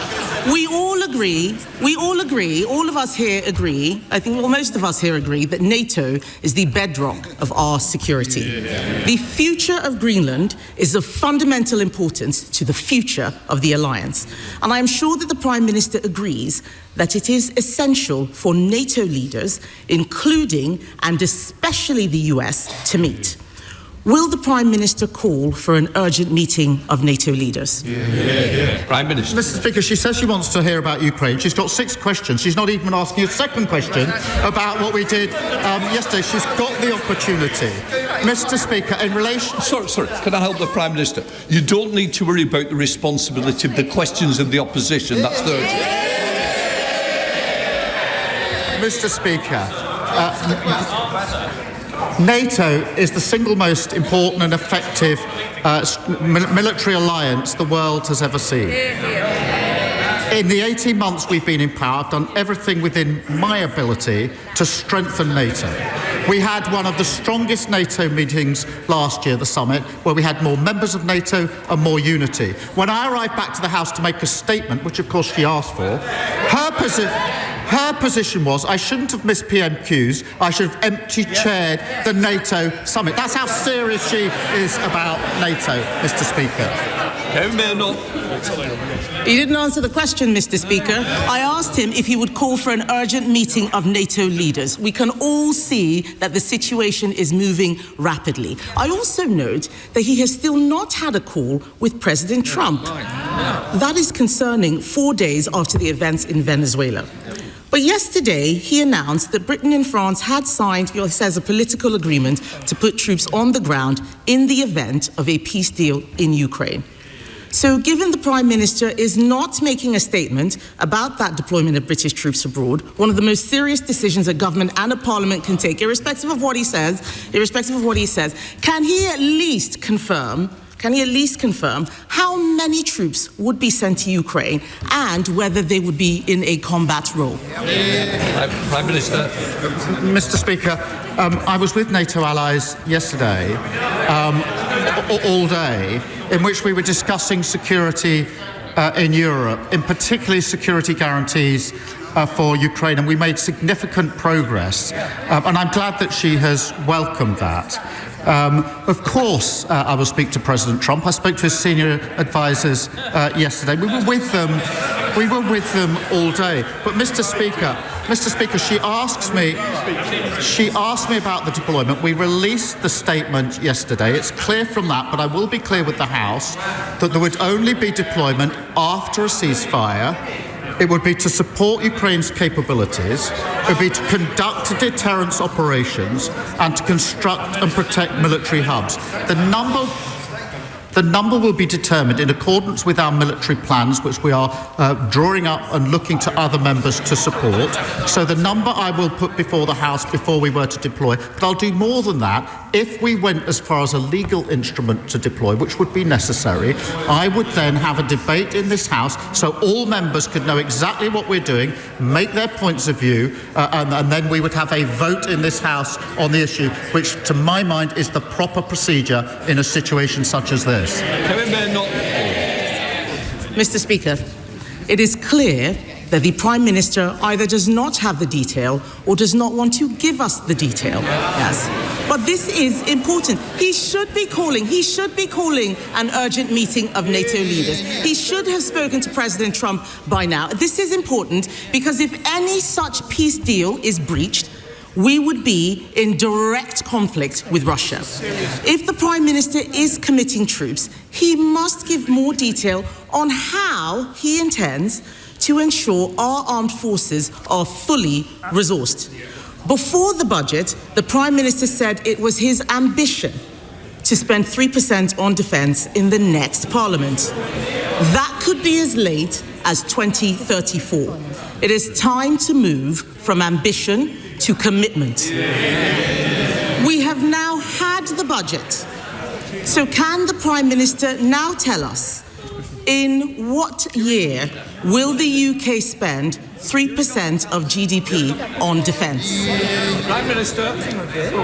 Mr. Speaker, just on this serious issue she puts to me in relation to security guarantees and the American role and our dialogue with the Americans, I can assure the House I spoke to President Trump twice over the Christmas period in relation to this specific issue, along with members of the E3, along with European allies. That has been a constant course of our discussion. There's no question of acting on this without full discussion with the Americans, and their senior negotiators were there at President Trump's request yesterday and on his instructions, and they were talking to him during the course of yesterday as we negotiated. So to assure the House, because it is a serious position she's putting to me, on the question of security guarantees, there is nothing between the UK and the US, and we've been constantly discussing this over many, many weeks and months. We've made huge progress. I have personally spoken to President Trump about it on 2 occasions since we were last in this House. I do want to reassure her and the House in relation to that really important issue. In relation to defence spend, I'm proud that we're investing to keep our country safe, that we have increased the defence spend. That's provided for in the budget. It's the biggest sustained increase in defence spending since the Cold War, and that means, Mr. Speaker, better kit, better housing for our forces, and better defence as an engine for growth. Mr. Speaker, that does compare to their record. Ben Wallace, who was on the radio this morning, the longest-serving Conservative Defence Secretary, admitted that on their watch the armed services had been, in his words, hollowed out. And our defence...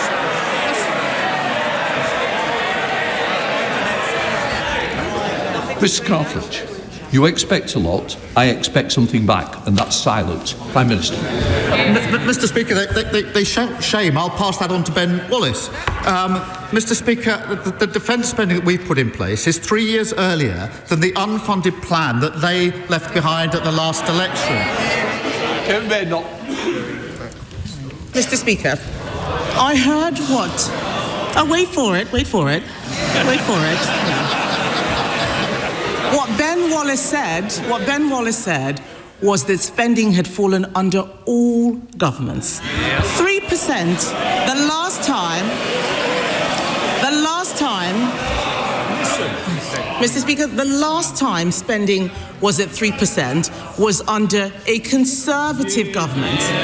And yes, while we welcome the increase, something that we supported, can I remind the House that this is a man who sat in the shadow cabinet and tried to make Prime Minister a man who said we shouldn't even be in NATO at all. So I don't need to take any lectures from him. The world is changing. We need to spend more on defence. He did not answer the question about when we would get to 3%, yet he knows up until 2031 how much he's going to be spending on welfare. He doesn't know. That's in the Red Book. The Red Book has no money allocated for defence. We need to move from ambition Washington to commitment. And Mr. Speaker, this is important because this isn't just about money. If the Prime Minister is deploying troops to Ukraine, those troops need to know that we have their backs. Last week, 7 former SAS commanders, 7 former SAS commanders warned that Labour's Northern Ireland Troubles Bill will wreck our special forces. Not me, that's the SAS. In November, 9 retired 4-star generals warned that his bill was a direct threat to national security. And even his own Northern Ireland Veterans Commissioner has said our veterans are being treated worse than terrorists. So, Mr. Speaker, is it not madness to be putting veterans in the dock for serving their country at the same time he is deploying today's soldiers into Ukraine? Mr. Speaker, that was embarrassing. She said that Wallace was talking about all government. They were in power for 14 years and they hollowed out our armed forces. Copyright Ben Wallace. Secondly, she talks about the shadow cabinet. She has in her shadow cabinet a shadow attorney general who is advising Abramovich at the same time as we are imposing sanctions on Russia and trying to use that money to support Ukraine. How can someone sit in her shadow cabinet advising someone trying to escape sanctions and pretend that their policy is to support us on sanctions? And Mr. Speaker, when it comes to Northern Ireland, they are the party that gave immunity to IRA terrorists. Terrorists who killed British soldiers. Their flawed act was struck down by the courts, which left our veterans with no legal protection whatsoever. We're introducing a fair and transparent process with a package of rights and protections for our veterans. And Mr. Speaker, there is no equivalence between our armed forces who fought bravely in Northern Ireland and terrorist groups. And if the Leader of the Opposition wants to go back, if her position is, to their old flawed legislation and give immunity to the IRA, she should stand up now and say so. Mr. Speaker, let me start by talking about the Shadow Attorney General. Yes. Yeah. Do they know what the Shadow Attorney General is doing? He is defending veterans pro bono against the actions of this government. On this side of the House, Mr. Speaker, we will defend those who defended us. But why don't we talk about the actual Attorney General who is sitting in Cabinet, the man who defended Jerry Adams, the man who's trying to bring Shamima Begum back into the country, the man who is helping to surrender the Chagos Islands. I will take our Shadow Attorney General every day of the week against his Attorney General. Mr. Speaker, we protect our veterans. I want the Prime Minister to know we protect our veterans. What he is doing to veterans is disgraceful. But this is serious, Mr. Speaker. I don't want the House to be under any illusions. I do not want the House to be under any illusions. The Prime Minister should know that we will absolutely support any efforts to help bring peace to Ukraine. We will work with him to ensure NATO remains the bedrock of our security. But we cannot write a blank check when he is also surrendering the Chagos Islands, surrendering our veterans to lawfare, and surrendering to his backbenchers by prioritizing welfare handouts over defense spending, as if the world has not become more dangerous. So, Mr. Speaker, isn't it time the Prime Minister changed course and for once put the British national interest first? Mr. Speaker, she talks about the Shadow Attorney General. Of course I accept that lawyers have to represent all sorts of clients. Of course I accept that principle. The question is whether the Shadow Attorney General can sit in the Shadow Cabinet when the party opposite says it supports us on sanctions. We want the money from Chelsea Football Club to go to Ukraine. I'm not sure whether that's her position. If it is her position, presumably it's something they discuss in the Shadow Cabinet, advised by a Shadow Attorney General who is representing the very man whose money we want to send to Ukraine. If she can't see the conflict of interest in that, then she shows no judgment and no leadership at all. The same old. It's a new year, but the Leader of the Opposition's got absolutely nothing to offer the country. She is totally irrelevant. Nobody is listening to her. Mr. Speaker, this is the year when on this side we turn a corner. People benefit from the decisions we made. £150 off energy bills, freezing rail fares, and lifting 500,000 children out of poverty. We're turning the corner, and there's much more to come. Well, the Prime Minister can keep the good news going because he's rightly made house building and economic growth key priorities for his government. By giving the go-ahead today to the Chesterfield-Staveley regeneration route, he'll help us to deliver 1,500 houses and 5,700 jobs on land that was previously coal mining and brownfield industrial land. It's not just a road, it is a growth project. So will the Prime Minister keep the good news coming and tell us that he'll support the Chesterfield-Staveley regeneration route? Well, can I thank him for that question? I know that he's working hard on this scheme. As he knows, land investigation works are currently taking place to help establish the final costs. The Road Minister is looking closely at the scheme alongside about 40 others. We will prioritise schemes that deliver faster journeys and unlock new homes and jobs. Leader of the Liberal Democrats, Sir Ed Davey. Thank you, Mr. Speaker. Can I wish you a Happy New Year and everyone in this House? And can I welcome the progress made on security guarantees for Ukraine yesterday? Mr. Speaker, Geoffrey Robertson, KC, is a respected authority on international law. He's also the head of the Prime Minister's barrister chambers. And he couldn't be clearer. President Trump's actions in Venezuela are illegal. He says the United States, and I quote, is in breach of the United Nations Charter and has committed the crime of aggression, which the court at Nuremberg described as a supreme crime. Does the Prime Minister agree with his old mentor, or has he got it wrong?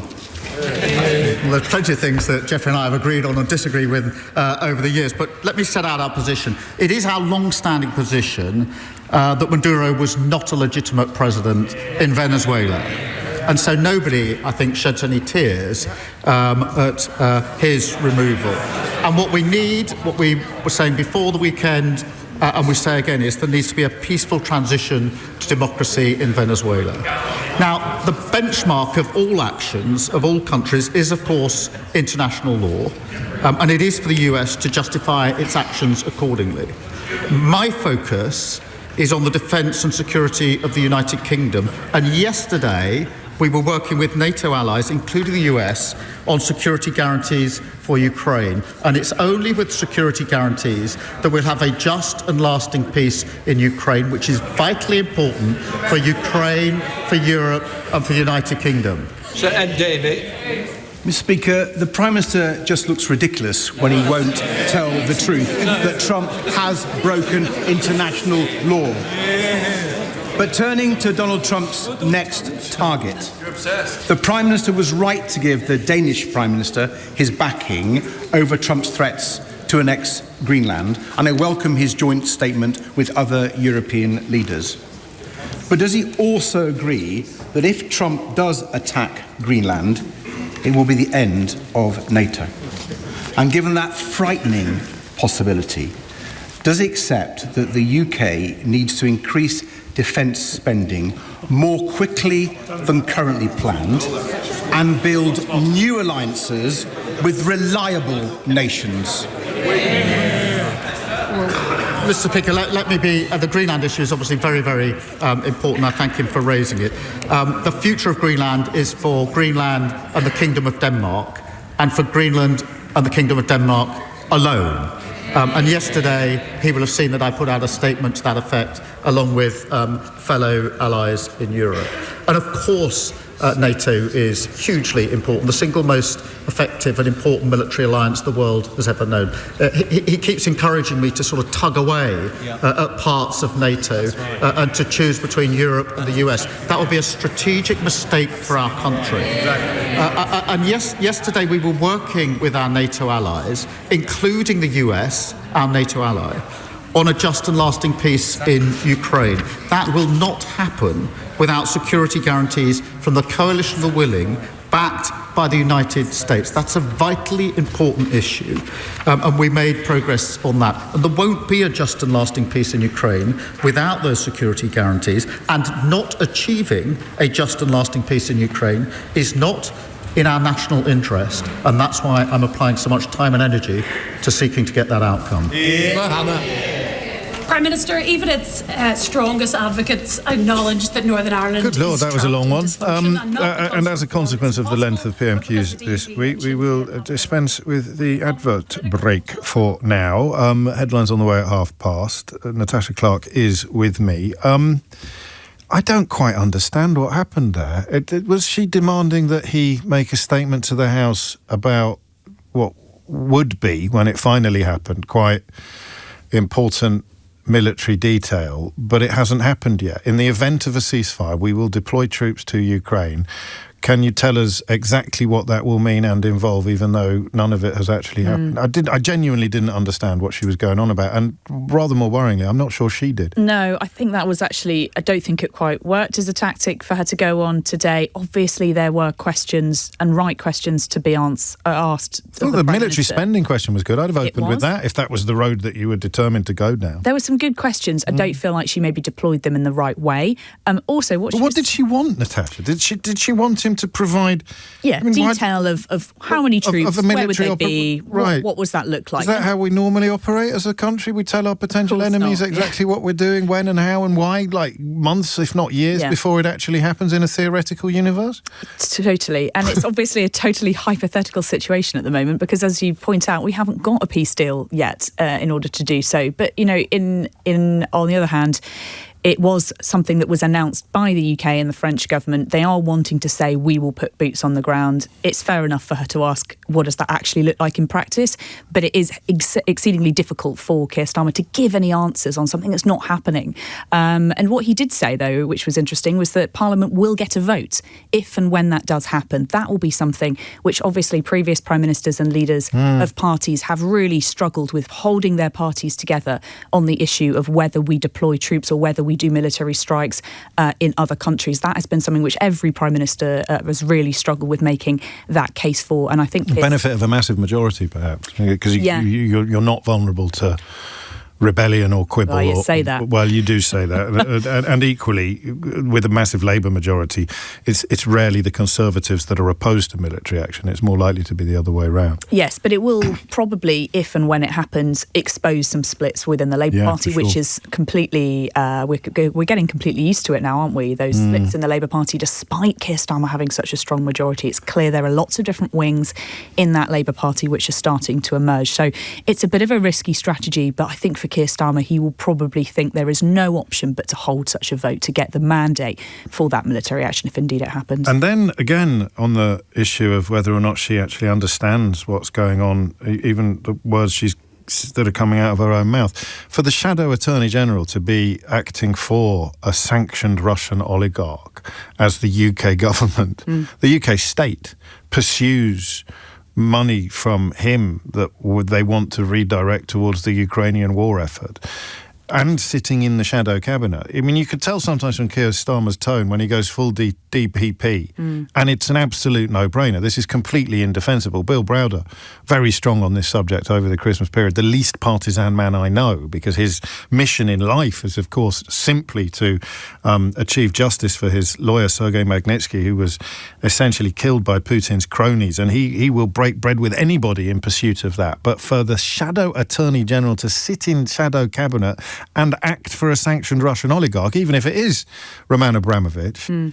of course, many Londoners still feel fondness for, is unbelievable. Yeah, and totally. She genuinely doesn't seem to understand that. No, she swerved that one by hitting it right back to the Tories' favourite topic of talking about Lord Hermer, the current Shadow Attorney General, and talking about the cases that he defends. So it was actually when quite he hard. Wasn't Attorney General. True, absolutely true. It was kind of crucial, that point. And exactly. And the question that Keir Starmer asked was, is it, conceptual that you should be able to stand within the shadow cabinet at the same time as you are doing this? Yeah. And you're totally right. I think many people will say, absolutely not. Those are two interests interests that do not go together, just as the interests of, representing Shamima Begum and Jerry Adams potentially didn't go against the interests of Lord Hammer as well. But you were right, he wasn't in the government at that time. So a really difficult one for them. But what Do you was think clear, she understood that? Do you think she understood that? I mean, the fact that she's talking about jobs that Helmer did before he was Attorney General suggests she's completely missed this rather important and enormous point about the difference between what you can do when you're a member of a government or a shadow cabinet and what you can do when you're not. Or as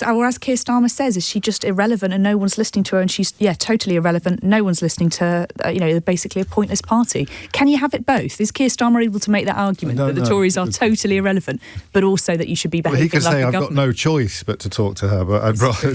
and then, as if any proof were needed, that wasn't the finest performance we've ever seen from Kemi Badenoch. If in case of emergency, break the glass. Jeremy Corbyn glass, and she did.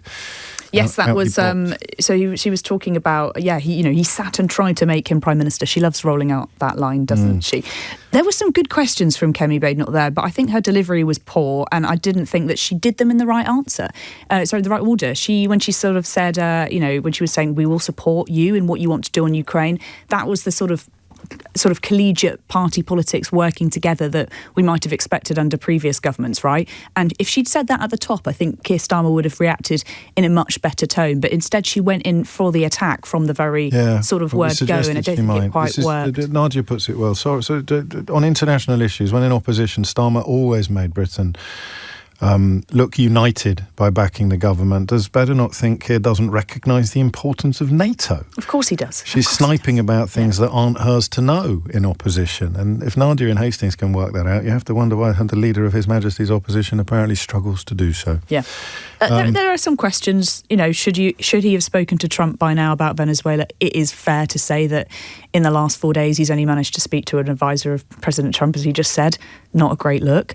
I don't know which world leaders President Trump has spoken to in comparison. Some of those questions about defence spending, as you said, were good. When will the UK spend 3% on defence? But I thought that the way Ed Davey said it was much better. Yeah. We need to increase our defence spending now, and should we not be working to speed that up in light of what America has done in Venezuela? I thought his way of arguing it was much, much better and much stronger. I wonder whether the difference was that Ed Davey sounded like he really was concerned about the military spending and the military, whereas Kemi Badenoch sounded like she was concerned about scoring points off Keir Starmer, just in terms of tone and style. I don't know. And Ed Davey also probably being a little bit disingenuous, because he knows that the Prime Minister at this point can't really publicly accuse the President of the United States of having broken international law. But he is perfectly entitled to ask the question. That's it. We're very late. Here is the news with Amelia Cox. James O'Brien on LBC. 12:35 is the time. You are listening to James O'Brien on LBC. The bane of my life. I mean, it doesn't really apply yet this week because international news is so important and so arresting, and also, as we've discovered, so fertile when it comes to our conversations. But the bane of my professional life involves stories that I find absolutely fascinating, but I can't for the life of me work out how we could possibly have a phone-in about them, how we could have a conversation together about them, because they're too complex, or they are too one-sided, or they are just too weird, too out there to properly make sense of. So the first thing we have to do, of course, is begin to make sense of them. X, as Twitter is now known, is, there's no easy way of phrasing this, allowing users to digitally undress children and then use the resulting images, which are, I think the only word I can think of to use, incredibly realistic, to potentially harass and abuse those children. It can also, and is also, happening to adults. And, well, that's it. That's the background to the story. That's why I'm joined now by Eddie Perez, who's a former director at Twitter until shortly before Elon Musk took over, where he worked as a director of a product team dealing with social issues such as elections, public health and violent extremism. He's now on the board of directors at the OSET Institute, working to support public confidence in elections.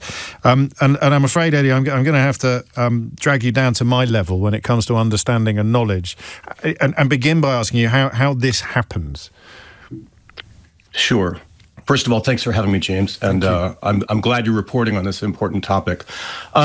The most immediate way to describe why we are now hearing these very, very troubling stories about how XAI and X's AI chatbot, GROK, is allowing these non-consensual sexualized images, a lot of it is stemming particularly from a recent release of GROK. And I think one of the most important things that has happened, this was as recent as late December, is that now, because of new features, GROK will allow any user with a prompt to tag GROK and to modify someone else's photo, including public figures, celebrities, influencers, private people. Any photo that's out there, somebody has the ability. Now, when we talk about entering a prompt, just imagine having a little window on your computer, and it's as if you are giving commands to this little AI engine. So I might be looking at a photograph of a particular individual, and all that a user would have to do is, after tagging the chatbot, is say, I'd like you to remove the blouse on this person. Wow. Or even worse, they could say something like, and you can do this successively. Maybe, and in fact, recently there was a very, very troubling series. It was a video where somebody could see scrolling in real time someone's efforts to sexualize, to degrade, and to humiliate a woman of great power. It's the Deputy Prime Minister of Sweden. And so, for example, imagine looking at a photo and saying, remove the blouse, now dress this person in lingerie, now pose this person in this particular way. You get the idea, and I don't want to be too salacious about it. And then, of course, once those images have been generated, they are available to be publicly posted on the X platform, which, of course, can cause them to spread tremendously. How easy would it be in the context of X? I appreciate the images that have already been established are there now. That's a done deal, and there's a conversation to be had about what legislation could be used to suppress them. How easy would it be to undo the technology that has facilitated this behavior? It would be as straightforward as Elon Musk and his engineers making the decision that we are no longer going to provide access to the GROK chatbot for as long as it's going to take for us to assess the risks here. I mean, if you think about any technology platform that on any given day is going to choose to roll out a product, well, precisely the reverse can happen. We are going to temporarily or permanently shut this down, the end. And in a normal world, someone like Elon Musk and a company as important as X with global reach would recognize this for the scandal and the crisis that it is, and they would say, we are deeply, deeply concerned. We are going to stop users from being able to use X. We're deeply sorry that these outputs have been possible. And then you need to go back to the drawing board and demonstrate a real commitment to deploying such a thing safely. What has actually happened? Well, sadly, Elon Musk has been quite dismissive about the whole issue. I think that overall, notwithstanding a tremendous international backlash across Europe, India, many other countries, notwithstanding all of that, the main thrust of Elon Musk's response has been to treat it all as if it's a big joke. He has responded to criticisms of all of this with little emojis of people laughing. He has made fun of it by posing a picture of himself in a bikini and saying things like, this chatbot can put anything in a bikini. Suffice to say, it has not demonstrated a seriousness of purpose or a level of responsibility that's appropriate for what's going on here. There was one very, very half-hearted post that he made in response to somebody else where the gist of his message was to say, anybody who uses GROK to post illegal content will be subject to the consequences of posting illegal content. But that's it. Pretty tepid overall, I would say. I guess. I'm sure everyone listening would agree. And then we come to the question of our age, really, which is in the absence of any, what would you describe it as, autonomous decision to do what is right or legal or correct, what pressure can be brought to bear upon Musk in person or X in particular to do what you have described as being very, very easy to do. He's not going to do it out of conscience or out of the goodness of his heart or out of any sense of decency or integrity or protection of women, protection of humans. So what is there anything, because I could ask this about some of the freedom of speech issues on there and some of the lies and other deep fakes and propaganda. Sure. Is there anything that could force his hand? Well, as somebody, and I'll mention, James, before I got into this, my background was in political science, and I'm always going to be the sort of person that's going to say, I believe there's always something that can be done. Yeah. We always have to have some agency. We can't throw up our hands and say, boy, it's too bad the richest, most powerful man in the world is doing awful things.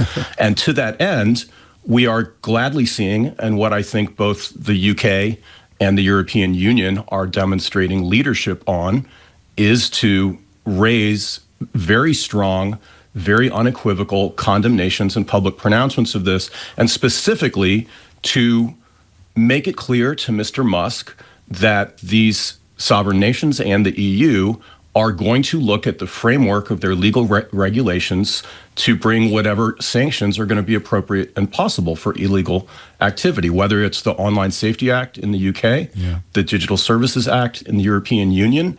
It is, this is a classic situation where you can say glass half full, glass half empty. And I should say, I am not an attorney. There are plenty of people that are far, far more knowledgeable about technology law and so forth.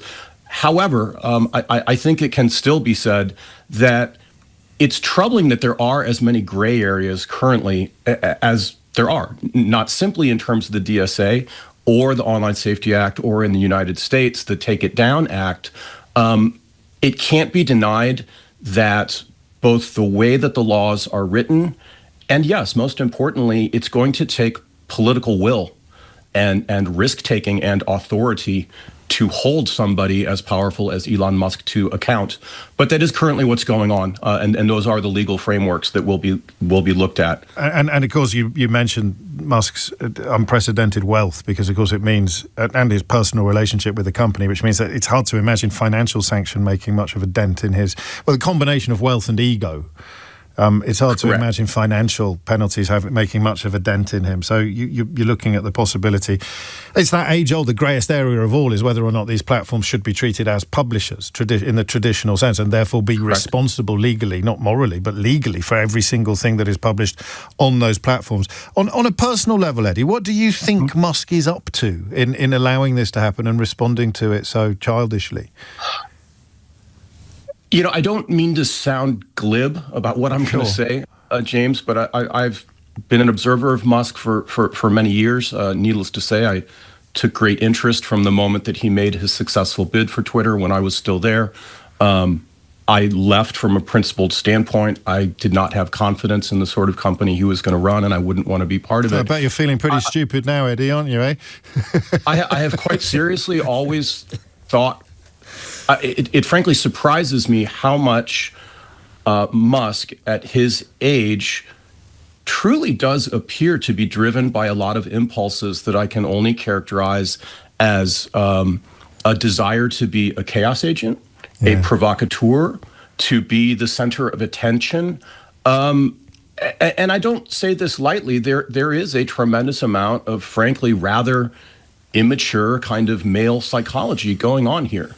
And so other people might give very different answers, but I would sum it up by saying what I think Elon Musk is doing here is he is enjoying being in a position of power where he's getting a lot of attention and reinforcing the very, very troubling values that he seems to be doing on multiple fronts. And what I mean by that is when we look at what Elon Musk does with his platform, and when we talk about so-called issues of so-called free speech, usually what he's doing is punching down.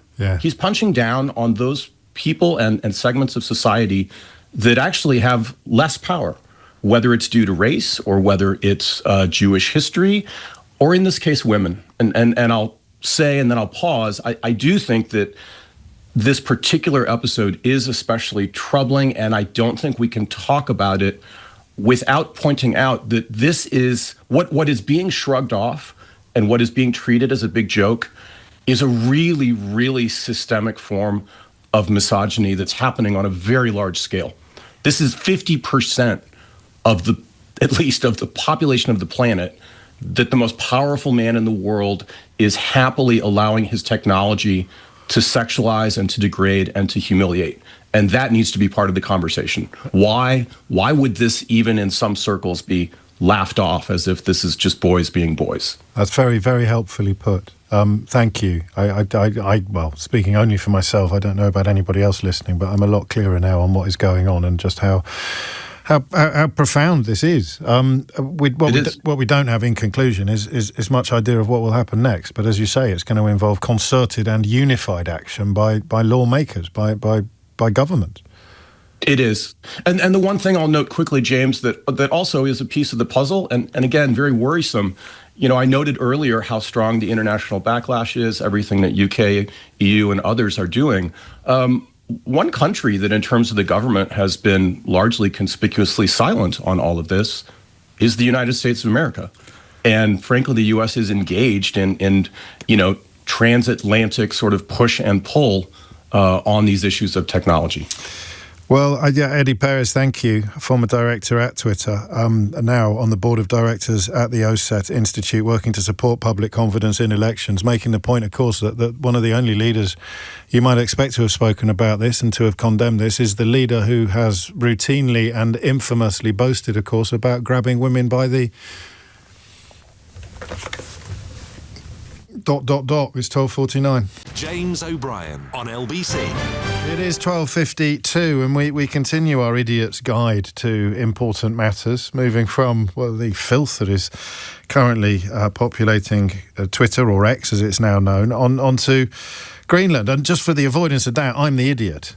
And Patrick Schroeder is the person who's going to provide the idiot's guide. He's the senior research fellow at the Chatham House Environment and Society Centre, and probably too modest to describe himself as such, but I will describe him as a Greenland expert. I mean, I'm tempted just to say, Patrick, what's going on? But that might be a little bit too broad an opening question. Yeah, hi, James. Yeah, thanks for having me on the show. No, it's a good question. There's lots to talk about. And I've had the chance to visit Greenland last year in November. That was my first time to be in Nuuk, the capital city, which is a small place. It's a town, really, about 20,000 people. Overall, Greenland has a population of only 58,000.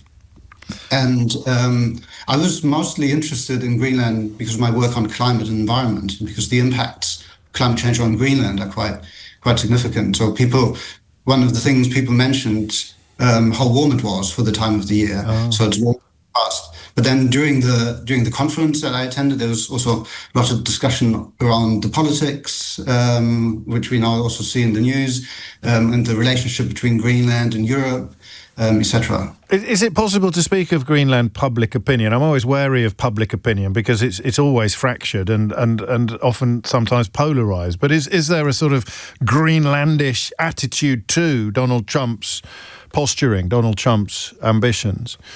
Yeah. I think it's fair to say that the majority of Greenlanders basically say we're not for sale. They not very keen to hear all the news coming from the US and the claims. The government is feeling a lot of pressure.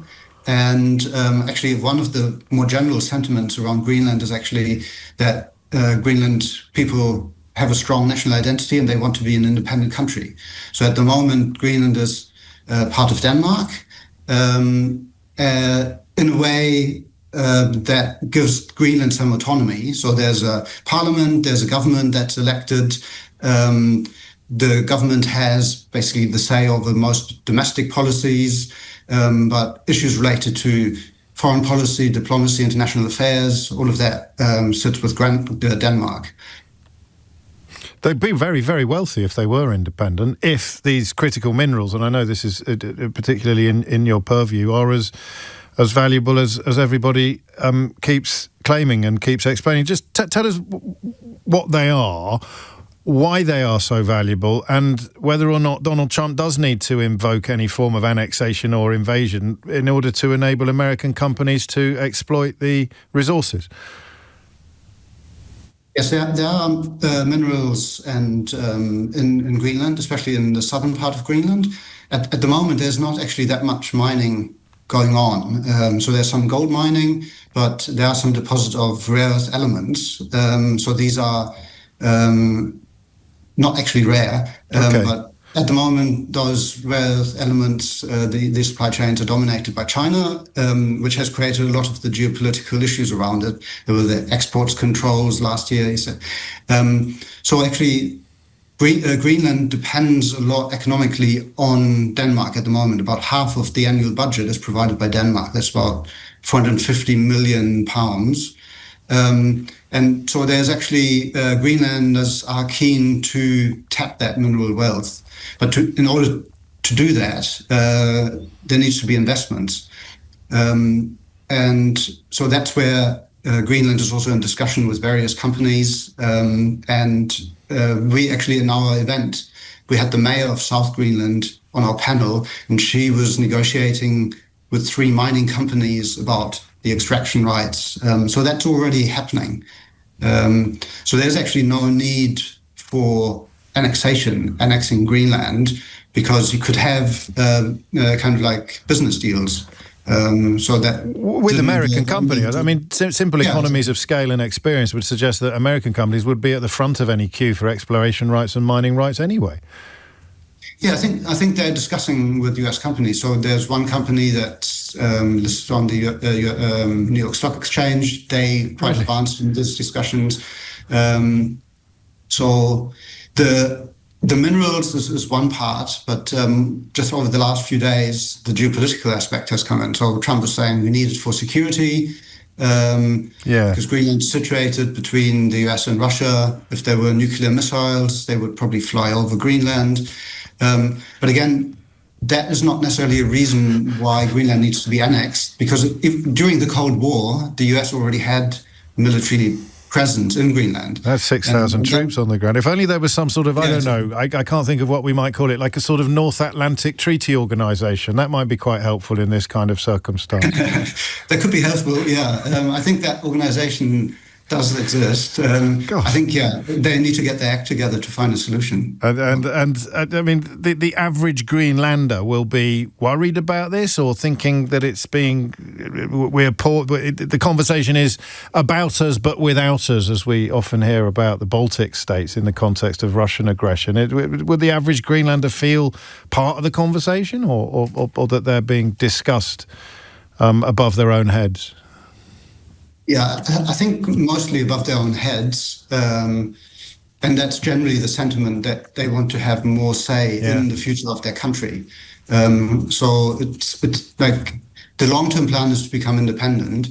And I don't see from my discussions or conversations I had that Greenland wants to swap dependency towards the US, to change from not being part of the Kingdom of Denmark towards becoming, I don't know, the 53rd state of the US or something like that. No. I don't think that's a viable scenario. Not unless it happens against their will. Thank you, Patrick. That was perfect. Patrick Schroeder, the Senior Research Fellow at the Chatham House Environment and Society Centre, bringing us up to speed. All of those who have been furiously Googling Greenland over the course of the last few days will have benefited from Patrick's insights. If you missed any of today's show, you can listen back on our free Global Player app or the LBC app, where you can stay up to date on the top stories and opinions. You can put your news categories in the order you want. You can pause and rewind live radio and listen to a range of podcasts, including James O'Brien Daily, the best bits of this show every day. And there have been a heck of a lot of best bits over the course of the last 3 days. So do download the official LBC app for free from your app store now. Tom Swarbrick will be with you at 4 on LBC if he's not in the pub. But now it's time for Sheila Fogarty. James O'Brien on LBC.